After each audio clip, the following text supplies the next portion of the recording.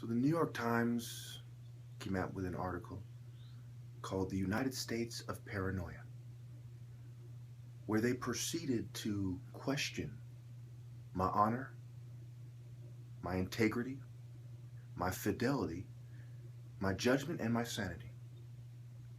Using Timothy from Timothy Trespass or whatever, the most unbelievable and perhaps crazy looking of the targeted individuals, not only as their main example, but as the main picture.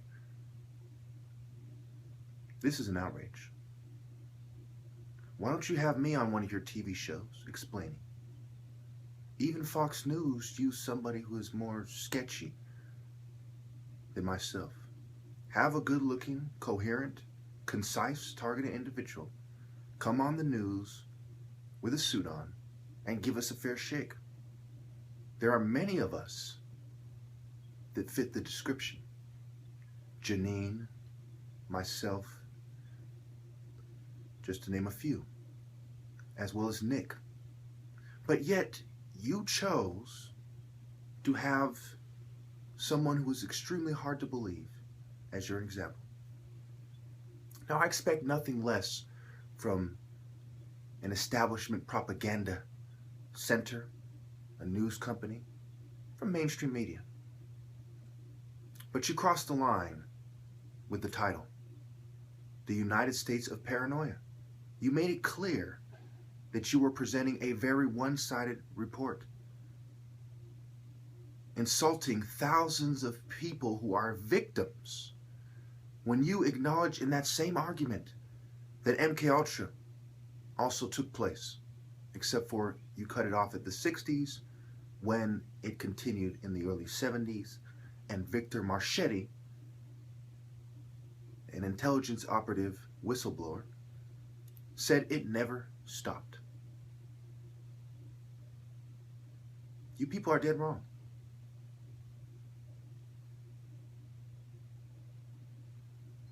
And I don't understand how we can claim to have freedom of speech or freedom of the press when capitalism is confounding these things. Crony capitalism, unchecked capitalism, Masonic capitalism. We live in a society where you talk about national security, but you never once asked yourselves, how safe are state secrets when many of the politicians and the high-ranking government officials are in secret societies? Don't you think they might be sharing some of these state secrets with their secret societies? Instead of scrutinizing them, you scrutinize the people who are exposing them. That is not an effective government. That is not intellectualism. That is rather disingenuous at best. This abhorrent practice of stifling dissent, this particularly reprehensible practice of drugging dissenters, not only displays definitively the massive problem of endemic corruption and systematic repression, but it also highlights the hypocrisy of America to the entire world. Once more, the establishment has shown that they will not give the press freedom. They will not give honest news agencies a chance to even rise up. That money, the same money that lobbies the politicians to do disreputable, indecorous activities in the first place, is the same money that does not allow for discussion or dissent. How long will the righteous be oppressed by ignoble, honorless knaves? Just because someone has money doesn't mean they are smarter or more deserving than anyone else. Just because someone is a geek doesn't mean they have morals, values, scruples, or ethics. Just because someone is a psychiatrist in the most controversial field of medicine, mind you, doesn't mean they are the expert. And when they themselves cannot give you a definitive diagnosis of a single person, after diagnosing what did they say? It was 80 or 180 or 125, we'll call it dozens of people. Not a single definitive diagnosis. Everyone was most likely delusional. Can we then turn around and say, well, just because these people, are psychiatrists, we are going to side with them in the article and assume that they're right, and we're going to insult the people we are talking about in this article, even if those people were mentally ill, which they're not. What gives you the right to mock them? In mainstream media, the United States of paranoia. These paranoid weirdos like the guy we just pictured, thinks that the government would dare oppress them and follow them around. These insignificant weirdos think they're important enough for psychiatry to experiment on them. Wait. They did that in MKUltra and with the compulsory sterilizations, the malaria experiments, the Tuskegee blah, blah, and long history of unethical experimentations. Long history. Recorded by the Oxford Press, Yale University Press. But wait, they think they're important enough to be experimented on. They must be delusional. If you ask me, it's more believable that the government would have people follow you around for a psychological operation and use energy weapons on you than what they have been caught on record and admitting doing in the past, which is giving babies radioactive cereal, giving retarded kids radioactive cereal. Quaker Oats on record. Isn't that 1,000,000 times harder to believe than what the targeted individuals are claiming? Not a single minor cited in the article.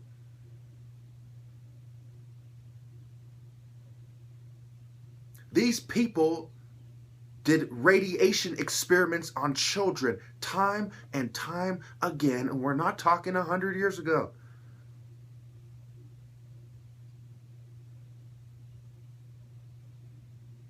Automatically, one can come to the conclusion definitively and logically, unlike the conclusions the author or the editor or the journalist of the article came to, that psychiatrists don't know what they're talking about. What we do know is that they kill 500,000 people annually in Western countries alone, that 1 in 3 foster children are on psych meds. Wait, isn't that, vulnerable individuals that aren't important, right, in your eyes, being experimented on? Because what is psychiatry other than an ongoing experiment where they're pulling drugs? The FDA, which is compromised at best, pulls drugs off the market all the time, where big pharmaceutical companies are sued for off-label marketing, terrible side effects, undisclosed information, caught giving kickbacks, having their consultants determine the definition of a mental illness in the first place, and FDA officials retiring to or transferring, moving on to a comfortable job in the pharmaceutical sector. Corruption, lies, deceit, disreputable villains operating with impunity, state secrets shared in secret societies,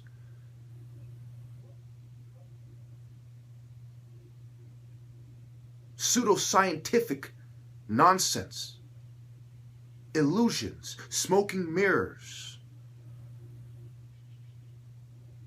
Try to play me out on national TV and we'll see who plays out who. I'm smarter than the journalists. I'm smarter than the psychiatrists. They didn't do Algebra 2 in kindergarten. I did. They weren't a child prodigy. I was.